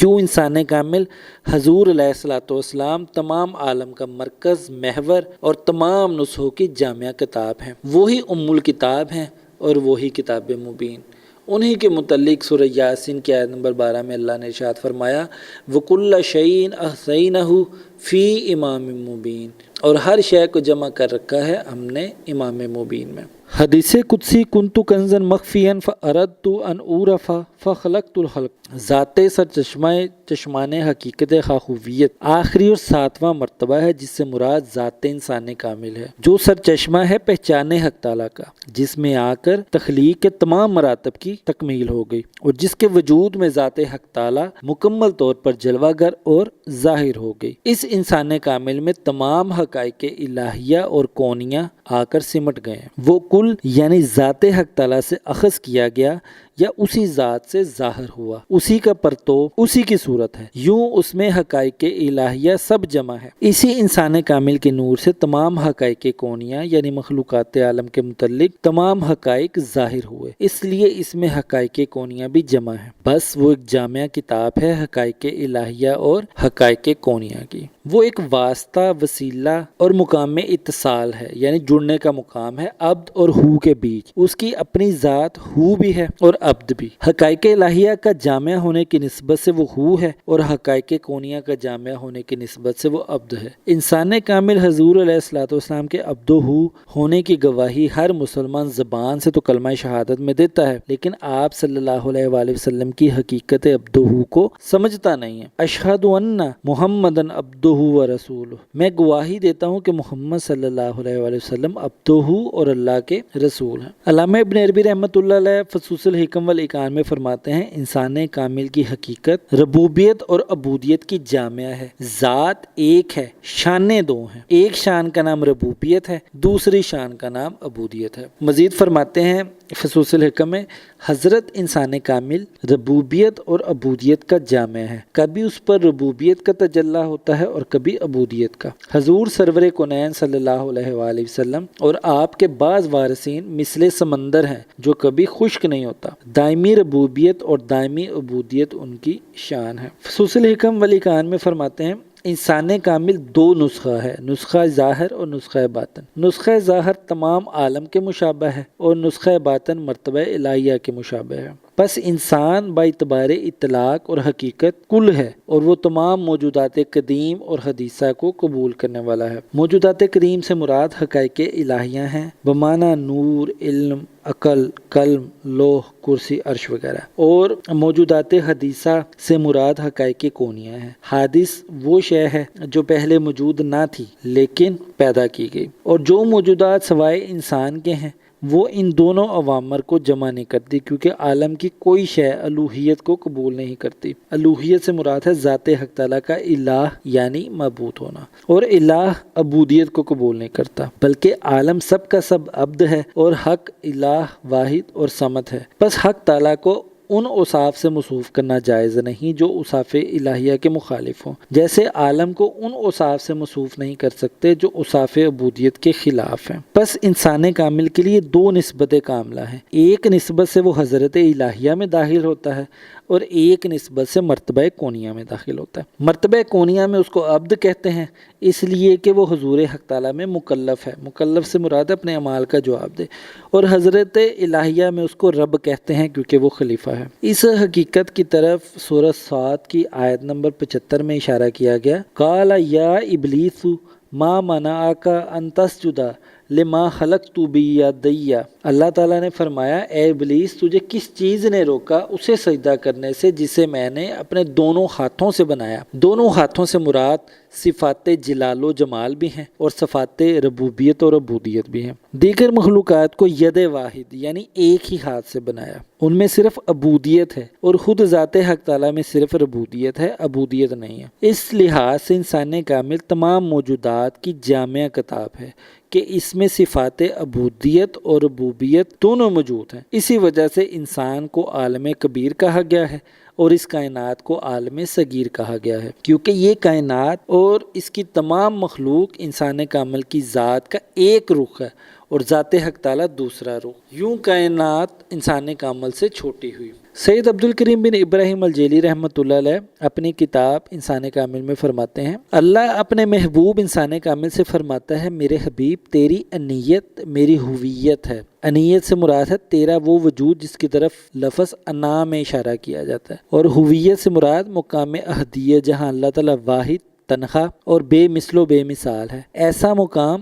جہاں اسے دیکھا جا سکتا ہے نہ پہچانا جا سکتا ہے۔ محض پکارنے کے لیے اسے ہو کے نام سے موسوم کیا گیا۔ مراد یہ کہ انسان کامل کا وجود انیت ہی حق تعالیٰ کی ہویت کی پہچان ہے، یعنی وہ میں ہی ہوں۔ اللہ تعالیٰ فرماتا ہے وہ میں ہی ہوں، انتا ہو کا عین ہے اور ہو ہی انا ہے۔ میرے دوست تیری بساطت میری ترکیب ہے اور تیری کثرت میری وحدیت، بلکہ تیری ترکیب میری بساطت ہے۔ تجھ سے میں ہی مراد ہوں، میں تیرے لیے ہوں نہ کہ اپنے لیے، مجھ سے تو ہی مراد ہے، تو میرے لیے ہے نہ کہ اپنے لیے۔ مراد یہ کہ تو اور میں دو نہیں ایک ہی ہیں۔ میرے حبیب تو ایک نقطہ ہے جس پر وجود کا دائرہ ہے، پھر اس دائرے میں تو ہی عابد ہے اور تو ہی معبود ہے، تو ظہور ہے، تو حسن و زینت ہے، تو مثل آنکھ کے ہے جو انسان کے لیے ہے اور مثل انسان کے ہے جو آنکھ کے لیے ہے۔ علامہ ابن عربی رحمۃ اللہ علیہ فصوص الحکم والایقان میں فرماتے ہیں، اللہ تعالیٰ نے انسان کو اپنی صورت پر پیدا کیا جیسا کہ پھل بیج کی صورت پر ہوتا ہے۔ پس آدم یعنی انسان کامل حق تعالیٰ کی صورت پر ہے، یعنی حق تعالیٰ کی ذات اور صفات اور افعال کا جامع ہے، لہٰذا حق تعالیٰ نے عالم یعنی کائنات کی تدبیر عالم یعنی انسان کامل کے ساتھ کی، یا صورت عالم یعنی انسان کامل کے ساتھ کی، اس لیے انسان کامل صورت عالم ہے۔ اللہ تعالیٰ نے انسان کامل میں تمام اسماء الہیہ اور کائنات کے تمام حقائق جو ظاہر میں اس عالم کبیر میں تفصیلاً موجود ہیں کو ایجاد اور جمع کیا۔ انسان کامل تمام حقائق الہیہ اور کونیہ کا جامعہ نسخہ ہے، حق اور خلق کی تمام صفات کا جامعہ ہے۔ پس یہ ثابت ہوا کہ انسان کامل میں کل اسماء الہیہ موجود ہیں اور اس میں وہ حقائق موجود ہیں جو حق تعالیٰ نے اس عالم کبیر میں تفصیلاً ظاہر کیے۔ چونکہ حق تعالیٰ انسان کامل کی صورت پر جلوہ نما ہے، لہٰذا ہر شے اس کی تابع ہے، جیسا کہ سورۃ جاثیہ کی آیت نمبر 13 میں ارشاد ہے، وَسَخَّرَ لَكُم مَّا فِي السَّمَاوَاتِ وَمَا فِي الْأَرْضِ جَمِيعًا مِّنْهُ، اے حبیب اور اللہ نے جو کچھ آسمانوں میں ہے اور جو کچھ زمین میں ہے سارے کا سارا آپ کے لیے مسخر کر دیا۔ پس جو کچھ عالم میں ہے وہ سب انسان کامل کی تصہیر کے تحت ہے۔ حضرت شاہ محمد ذوقی رحمۃ اللہ علیہ سیر دلبرہ میں فرماتے ہیں، انسان کامل تمام موجودات کا خلاصہ ہے، باعتبار اپنی عقل روح کے ام الکتاب ہے، باعتبار قلب کے لوح محفوظ ہے، باعتبار اپنے نفس کے محو اسبات کی کتاب ہے۔ انسان کامل صحف مکرمہ ہے اور یہی وہ کتاب متخر ہے جس سے کوئی چیز نہیں چھوٹی، یعنی ہر چیز اس میں موجود ہے۔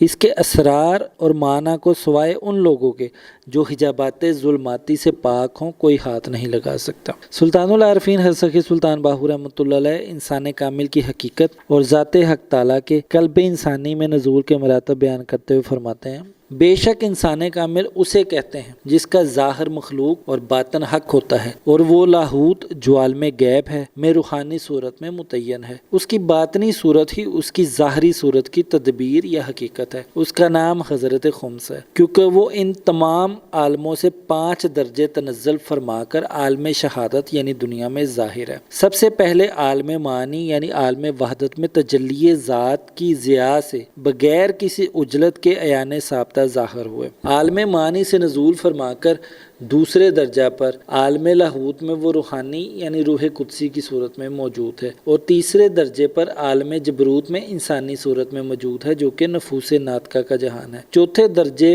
یعنی عالم ملکوت میں وہ غیر مادہ مثالی لیکن متشکل صورت میں موجود ہے، اس جہان کو عالم مثال کہتا ہے۔ 5ویں درجے پر یعنی عالم جسام ناسوت میں جو مادی جسام اور حسن کا جہان ہے اور جسے عالم شہادت بھی کہتے ہیں وہ ظاہری صورت کے ساتھ موجود ہے۔ پس انسان کامل حق تعالیٰ کی صورت، آئینہ، اظہار اور اس کا عین ہے۔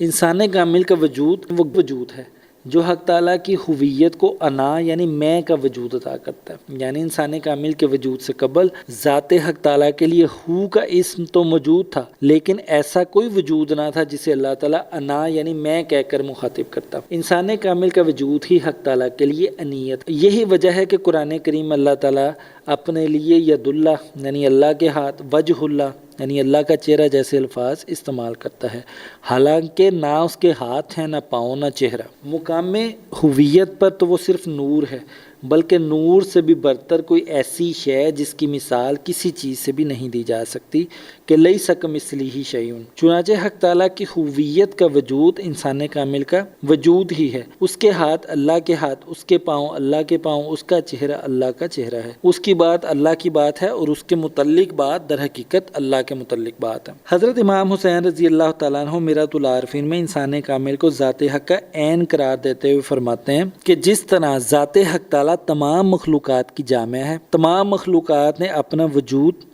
الہی سے پایا، اسی کا نور ہر شے کا باطن ہے اور ہر شے کا ظاہر اسی کا اظہار ہے، عین اسی طرح انسان کامل کا وجود بھی تمام مخلوقات اور تمام عالموں کا جامع ہے، اسی کے وجود سے ہر شے کا وجود ہے، ہر شے کا باطن اس کا باطن ہے، اور وہ ہر عالم کی ہر شے اور ہر مخلوق کے لیے ام الکتاب ہے۔ وہ ایک ایسی کتاب ہے جس میں تمام حقائق الہیہ اور حقائق کونیہ درج ہیں، بس وہ کتب الکتاب ہے، وہی ہر شے کے لیے اجمال کے لحاظ سے ام الکتاب ہے اور تفصیل کے لحاظ سے کتاب مبین ہے۔ اشیاء عالم اس کے نور میں مجمل اور جمع ہے اور اس کے علم میں وہ تفصیلاً موجود ہیں۔ اسی بنا پر انسان کامل کے پاس کائنات کے ہر عالم کی ہر شے کا علم اسی طرح موجود ہے جسی طرح حق تعالیٰ کے پاس موجود ہے، کچھ بھی اس کے علم سے باہر نہیں ہے، اس کی نظر ہر عالم کی ہر شے پر ہے۔ حق تعالیٰ جو بھی کرتا ہے وہ انسان کامل کے وسیلے اور واسطے سے کرتا ہے، اور جو کچھ بھی دیکھتا ہے اس کی آنکھوں سے دیکھتا ہے۔ علامہ ابن عربی رحمۃ اللہ علیہ فصوص الحکم والإقان میں فرماتے ہیں انسان کے لغوی معنی آنکھ کی پتلی کے ہیں جس میں بینائی کی قوت ہے اور جس سے آنکھ کو نظر حاصل ہے۔ چونکہ حق تعالیٰ نے اپنے آپ کو یعنی اپنے کمالات کو انسان کے توسط سے دیکھا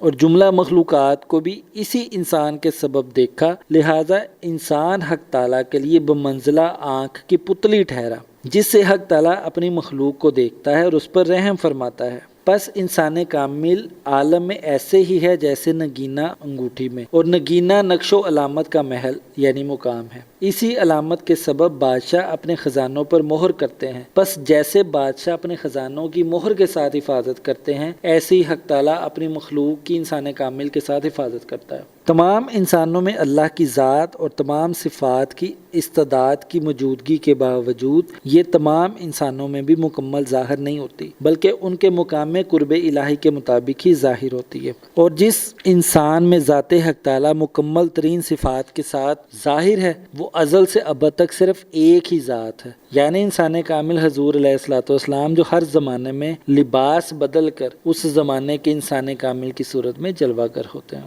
سید عبد الکریم بن ابراہیم الجیلی رحمۃ اللہ علیہ اپنی تصنیف انسان کامل میں فرماتے ہیں انسان کامل قطب عالم ہے جس کے گرد اول سے آخر تک وجود کے فلک گردش کرتے ہیں، اور وہ جب وجود کی ابتدا ہوئی اس وقت سے لے کر ابدالآباد تک ایک ہی شے ہے، پھر اس کے لیے رنگا رنگ لباس ہے، اور با اعتبار لباس کے اس کا ایک نام رکھا جاتا ہے کہ دوسرے لباس کے اعتبار سے اس کا وہ نام نہیں رکھا جاتا۔ اس کا اصلی نام محمد ہے، اس کی کنیت ابو القاسم، اس کا وصف عبداللہ اور اس کا لقب شمس الدین ہے۔ با اعتبار دوسرے لباسوں کے اس کے نام ہیں، پھر ہر زمانہ میں اس کا ایک نام ہے جو زمانہ کے لائق ہوتا ہے۔ چنانچہ انسان کامل کی ذات ازل سے ابد تک وہی ذات ہے جس سے وجود کی ابتدا ہوئی، جس میں ذات حق تعالیٰ ظاہر ہوئی، جو میرات الہی اور ذات کا اظہار ہے، جس کے سوا ذات حق تعالیٰ کہیں بھی مکمل جلوہ گر نہیں ہے۔ انسان کامل اگر ایک طرف ذات حق تعالیٰ کا مکمل اور واحد اظہار ہے تو دوسری طرف اس میں انسانوں کے تمام جسمانی اوصاف بھی موجود ہیں۔ وہ انسانوں میں انسانوں کی طرح بھی رہتا ہے اور حضرت باری کی کامل جلوہ گاہ بھی ہے۔ اس کا ایک رخ اگر بشریت اور عبودیت ہے تو دوسرا رخ ربوبیت ہے۔ فصوص الحکم میں علامہ ابن عربی رحمۃ اللہ علیہ فرماتے ہیں پس ازل سے ابد تک انسان کا عمل ایک ہی ہے اور وہ ذات صاحب الاولاق سرور کونین صلی اللہ علیہ وآلہ وسلم کی ذات پاک ہے جو آدم علیہ السلام سے لے کر عیسیٰ علیہ السلام تک کے تمام رسولوں، نبیوں اور خلیفوں کی صورت میں ظاہر ہوتی رہی ہے اور ختم نبوت کے بعد گوس، کتب، ابدال اور اولیاء اللہ کی صورت میں اعلیٰ قدر مراتب ظاہر ہوتی رہے گی۔ فصوص الحکم میں فرماتے ہیں مزید ازل سے ابد تک ہر زمانہ میں آپ صلی اللہ علیہ وآلہ وسلم اپنا لباس بدلتے رہتے ہیں اور اکمل افراد کی صورت پر آپ صلی اللہ علیہ وآلہ وسلم ہی جلوہ نما ہوتے ہیں۔ مختصراً یہ کہ فرمان نبوی صلی اللہ علیہ وآلہ وسلم سے ہے میں اللہ کے نور سے ہوں اور تمام مخلوق میرے نور سے ہے، اور یہ نور محمدی ہی حقیقت محمدیہ ہے۔ انسان میں حقیقت محمدیہ دوسری مخلوق کی نسبت کامل اور مکمل جلوہ گر ہے۔ جو انسان تمام مراتب کو طے کرتا ہوا وحدت یعنی حقیقت محمدیہ تک پہنچ جاتا ہے اس میں حقیقت محمدیہ اکمل، کامل، مکمل ہو جاتی ہے اور وہ مظہر حقیقت محمدیہ ہوتا ہے۔ وہ اپنے وقت کا عبداللہ ہوتا ہے جسے فکر اور تصوف کی روح سے انسان کامل کہا جاتا ہے۔ لیکن یاد رکھیں اللہ تعالیٰ ظہور فرماتا ہے اور بندہ عروج کرتا ہے۔ رب خواہ جتنا نزول فرما لے رب ہے، اور بندہ چاہے جتنا عروج کر لے بندہ ہی ہے۔